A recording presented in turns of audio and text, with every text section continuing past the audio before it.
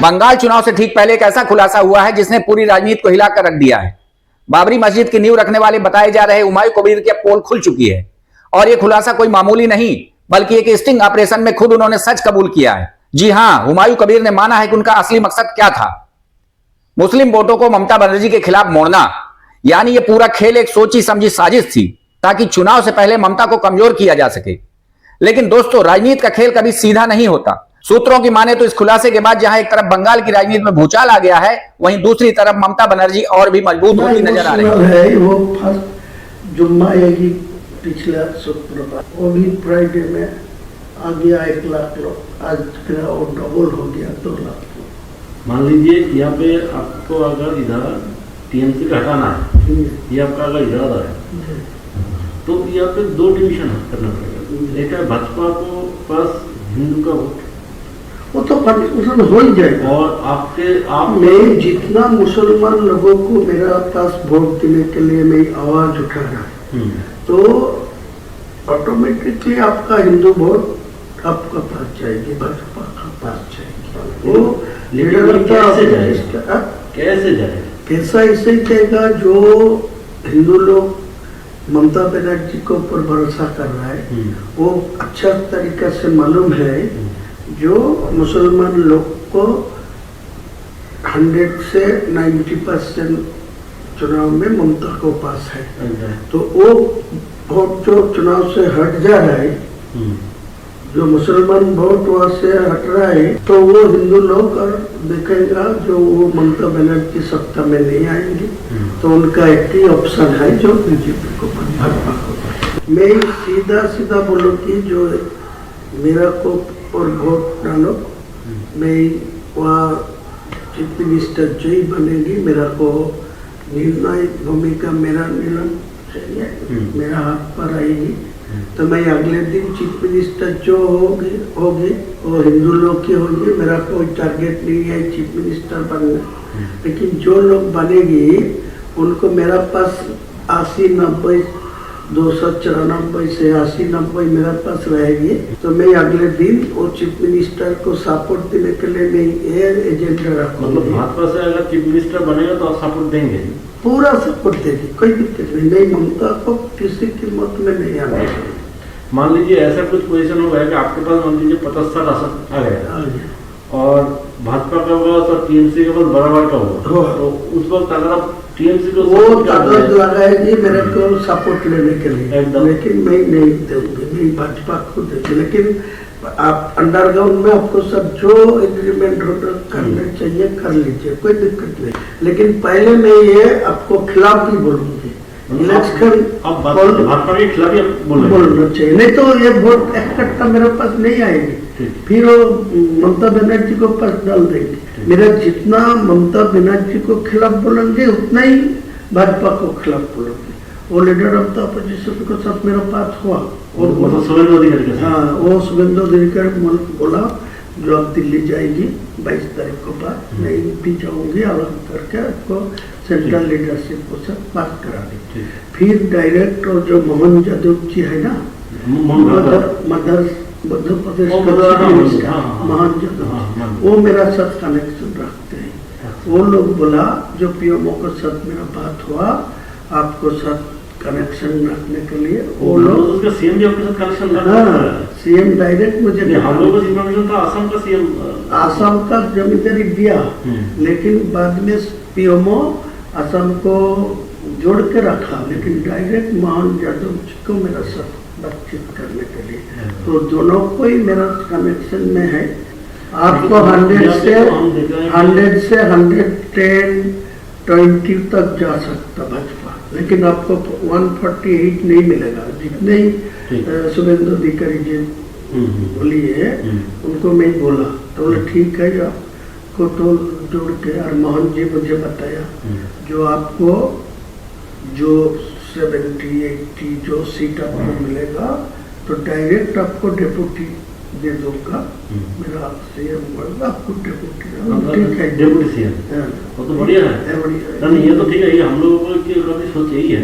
तो ये कहना है कि ये जो मुस्लिम लोग हैं इनको तो आपको गुमराह करना है ना, इसको आपको कुछ हद तक जाके इसको बेवकूफ भी बनाना पड़ेगा। बनाना।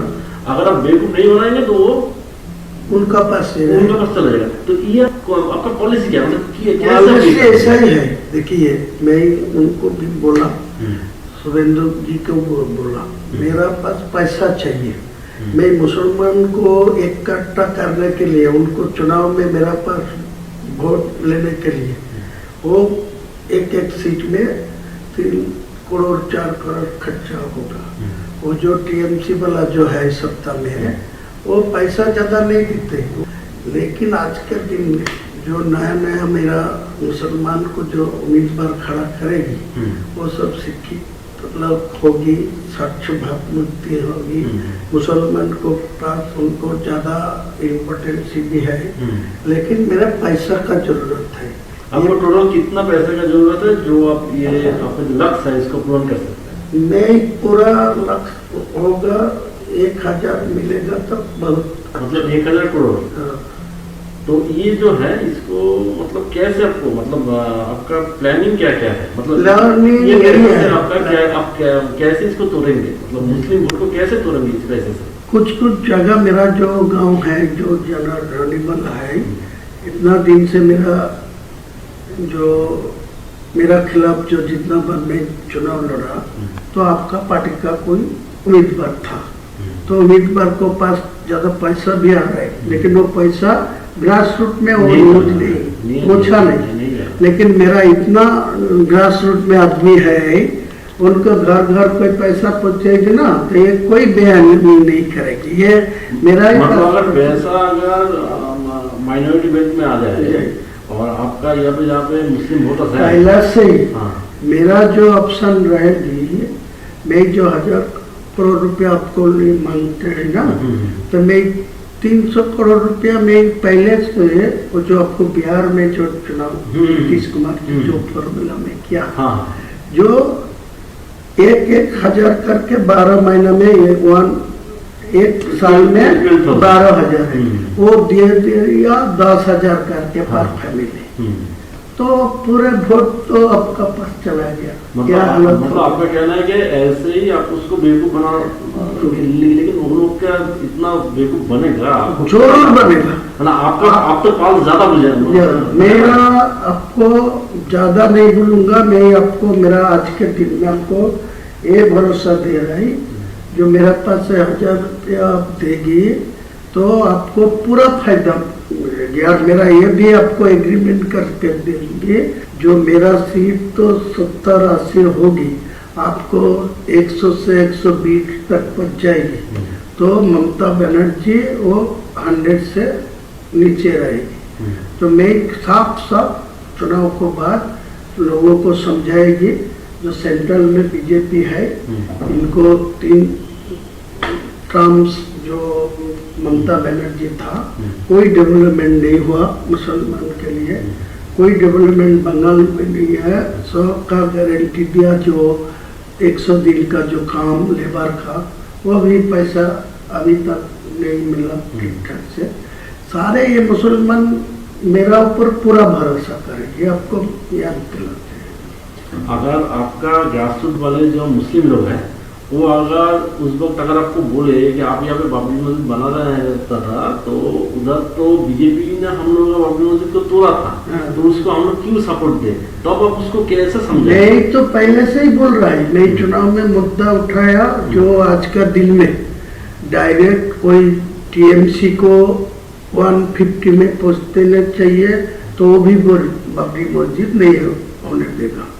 और भाजपा को 150 में पहुंच जाएगा, तो भी डायरेक्ट मेजोरिटी मिलेगा, तो मेरा बाबरी मस्जिद नहीं होने देगा। इसीलिए मैं बोला 294 में मैं 100 दो और वो 100 मिले भाजपा को, 294 टीएमसी को मिले, तो मेरा सीएम जो ही बनेगी, मेरा निर्णायक भूमिका में रहेगी। मेरा तो बोलना है कि अगर आपको 70-80 सीट मिल गया, तो भाजपा से तो जय चीफ मिनिस्टर बने, मेरा तो सपोर्ट लेना ही चाहिए। वही हम बोल रहे हैं कि आप मान लीजिए टीएमसी को भी 150 के आसपास मिल गया, उसको भी मिल गया, तो आप सपोर्ट आप उस वक्त किसको, अगर टीएमसी की तरफ चला गया कहीं नहीं जाएगी। मैं तो आपको इसीलिए देखिए, आपको कोई सपोर्ट देने का कोई प्रॉब्लम होते तो मैं आज के दिन में साफ साफ बोलते, आपको साथ कोई बैठने नहीं वो चाहते, तो है। आपको साथ कोई पैसा भी नहीं लेना चाहते। मैं इतना ईमानदार आदमी है, मेरा 62 उम्र है, मैं किसी को पैसा लेके बा किसी को साथ कोई भी करप्शन में जुटा नहीं है। तो दादा हम लोग कंक्लूजन में आ जाते हैं कि यहाँ पे हम लोग कॉन्फिडेंस के साथ हायर अथॉरिटी को बता देते हैं कि आपका ये धनराशि चाहिए, ये अगर आपको अमाउंट मिल गया तो आगे जाके आप एटलीस्ट 50 to 60 वोट आप आपको जो आजाद देना है मेरा एक साथ में नहीं चाहिए, मैं पार्टली देना चाहिए। मैं जो 22 तारीख के लिए मैं जो बाबरी मस्जिद का जो लिंब रखा उसी दिन मेरा 82 लाख खर्चा होगा। तो उसी टाइम तो पैसा भी नहीं था ट्रस्टी में, ओनली फॉर 5 लाख था। मेरा बिजनेस का पैसा डाल के वो किया, तो आज के दिन में वो 6 से 7 करोड़ आ गया। मेटेरियल्स भी 2-3 करोड़ को आ गया, ईटा स्टोन। ये तो हम लोग देख रहे हैं वीडियो में इसमें कि आपका एकदम ऐसा ही चल रहा है। तो मैं आपको यही बोलते हैं, जितना जल्दी है 2 करोड़ 200 करोड़ दे दीजिए। मेरे को साथ दिल्ली हो कोई ऐसा कॉन्फिडेंसली कोई ना ये सुरेंद्र अधिकारी को साथ मैं फर्स्ट टाइम से बात हो रहा है। मैं फर्स्ट टाइम सब सब मेरा है, तो आपको पूछ लेगी तो मालूम हो नहीं, जाएगी। हम बोल रहे हैं कि ये जो फंड मतलब आपके पास आएगा तो ये फंड आपको थ्रू सुरेंद्र अधिकारी आपको लेना है या आप डायरेक्ट इसका हैंडल करना है? डायरेक्ट करना चाहिए। तो वो कॉन्फिडेंस सुरेंद्र अधिकारी मुझे बताया जो आपको दिल्ली लेके जाओगे, दिल्ली को जो बंगाल का जो इलेक्शन के जो मोहन यादव जी मुझे बताया जो पीएमओ के साथ वो डायरेक्ट रिलेशन में है। और वो हिमंत विश्व शर्मा जी असम का चीफ मिनिस्टर भी उनको साथ है। वो पीएमओ जी मेरे को साथ रिलेशन रखने के लिए डायरेक्ट करा। तो वो भी बोला मैं दिल्ली में मध्य प्रदेश भवन में वो बुला लेंगी, बात कर। लेकिन उनको साथ मेरा कोई पैसा के लिए बातचीत नहीं हुआ। वो यही बात बोला जो आपको मेरा। तो आप एक काम कीजिए, जहाँ पे भी आपको पैसे के लिए पूछा जाएगा यही अमाउंट ही बता दीजिए जी। वरना क्या होता है ना, मान लीजिए हम तो आपका तो हम लोग इमेज खराब आप तो जानते हैं, तो आप हर एक जगह में ना यही अमाउंट, तो हम इसको ही प्रपोजल में हम लोग रखेंगे, ठीक है। और है दादा यहाँ पे जो सीट है, देखिए हर एक सीट में तो मुस्लिम वोटर इक्वल नहीं है। कोई जगह में 10% है तो कोई जगह 50% है तो कोई जगह 80%। वो भी आपके काम कराएंगे। कोई 20% होगी वो मैं उम्मीदवार खड़ा नहीं करेंगे। वो तो 80% हिंदू मेजोरिटी सीट है, वो आपका ही फायदा मिलेगी। जो मेरा 135 और 45 सीट में जो चुनाव लड़ेगी ना, जो हवा में मेरा पास जो वोट हो रहा है, वो जो आवाज उठेगी, मुद्दा उठेगी, उसी टाइम जो 20% आए वो भी उनको पास चुनाव में वोट नहीं डालेगी। वो कांग्रेस को पास, सीपीएम को पास जो वोट डालेगी, तो वो तो फायदा भाजपा के ही मिलेगी। आपको सपोर्ट करेंगे ना? करेंगे। मैं तो बोला आप एग्री होगी, मेरा को ये मदद करेगी, तो आप भाजपा को जहाँ बैठ के जितना नेता को सब बैठे, लेकिन ये कॉन्फिडेंशियल इलेक्शन का टाइम था, ये किसी को खुलना नहीं चाहिए। पता नहीं होना चाहिए कि आपके साथ बीजेपी का सहयोग है। ये होने का तो मेरा रिजल्ट खराब नहीं, ये होने से तो आपके पास से मुस्लिम लोग निकल जाएगा। वो बोलेगा जी इनको पर्सनल इंटरेस्ट में ये सब किया। नहीं तो वो कोई नहीं, मैं चैलेंज करके तो बोलूंगा। लेकिन मेरा को साथ आपका एग्रीमेंट होगा, साइन होगा। मैं इलेक्शन का बाद आपका चीफ मिनिस्टर होगा, जिसको भी आप निर्णय लेंगे मैं खुलना सपोर्ट देंगे। लेकिन मेरा कुछ दफ्तर तो मिलना चाहिए मुसलमान लोगों के लिए होगा। तो मेरा क्या दिक्कत है? कोई दिक्कत नहीं। मैं ओपन बोला, जो ममता भाजपा कोई चीफ मिनिस्टर हो गया, मेरा कोई दिक्कत नहीं है, कोई प्रॉब्लम नहीं। तो अभी आपको वोट तक यहाँ पर आपको अंदर से आपको शुभेंदु अधिकारी के साथ रिलेशन रखना है, लेकिन ओपन में आपको उसको गाली भी देना है। गाली भी देते, वो तो बातचीत करके रखा। ठीक। वो भी मेरे खिलाफ बोल रहा है। हाँ। वो भी काल बोला परसों, हाँ। वो बोला जो मैं को जो बाबरी मस्जिद का लिम रखा तो वो मैं 150 तक पहुंचने दीजिए, मैं चीफ मिनिस्टर होने दीजिए तो इनको मैं रोक दूंगा, इनको बाबरी मस्जिद नहीं बनने दूंगा। वो तो बोलना ही चाहिए, तो मेरा कोई दिक्कत नहीं है। ठीक है कि मुस्लिम लोग बेसिकली ना बहुत इनोसेंट होता है। हाँ, बहुत तो इसको बेवकूफ बनाना बहुत आसान बहुत आसान है। और उसी सबको बोल रहा है। आज के दिन तो 100 मुसलमान से 80 मुसलमान को मेरा खिलाफ कोई बोलेगी तो आपको तोड़ के मारने जाएगी। देख लीजिए आप परीक्षा करके, ऐसा ही हालत। आप उनके इमोशन को पकड़ लिया। ये जो बाबरी मस्जिद वाला इमोशन है इसको पूरा पकड़ लिया। इसीलिए तो मैं जानबूझ के वो तो आपको कुछ आदमी मेरे को धमकी दे रहा है, बोला वो बाबरी मस्जिद को छोड़ दीजिए, तुम हुमायूं को नाम पर करें, तुम दूसरा को नाम पर ले हुए। लेकिन वो दूसरा नाम पर छोड़ेगी तो इमोशनल टूट जाएगी। आज का दिन में जो इमोशन है बाबरी के नाम पे है। लेकिन बाबर क्या वो मेरा बाबर को साथ कोई लेना देना नहीं है। वो एक मस्जिद था, इसी इनको पास इमोशनल है। जो मस्जिद तो था अल्लाह का घर, बाबर से आपको लेना देना नहीं। अच्छा, और यहाँ पे दादा मान लीजिए ये बाबरी मस्जिद कोई वजह से नहीं बन पाया तो आगे जाके क्या हो सकता है? देखिए, एक सच बात है जो आज का दिन में जो आया, मैं तो फरवरी में ये शुरू कर दूंगी। सारे प्रकल्पों तो मैं अभी शुरू नहीं करेंगे। सिर्फ वो बाबरी मस्जिद का फरवरी से शुरू करेंगे, स्टार्ट होगी। स्टार्ट होने का 5% काम चलेगी वो चुनाव को टाइम तक। तो चुनाव खत्म हो जाएगी तो कार्य चलेगी। कोई ऐसा हालत आएगी जो सरकार मेरा ऊपर निर्णय शक्ति होगी तो उनको समझा के वो मस्जिद बना देगी, कोई दिक्कत नहीं। कोई रोक दिया, कोई कोर्ट में जाके रोक दिया, कोई किसी को लिए रोक दिया तो मेरा को ऊपर पे गुस्सा नहीं आएगी। वो बोला ये तो हर कोशिश किया। या हो सकता है या आप मान लीजिए 5% करके आपको तो वोट मिल गया, अभी जाके अगर वैसे तो दूसरे किसी से केस डलवा दीजिए। कोई केस डला के कोई रोक देगा तो मेरा क्या था?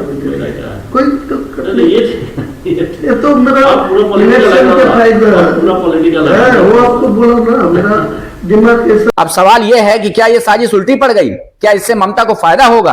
आप क्या सोचते हैं? कमेंट बॉक्स में जरूर बताइएगा। नमस्कार।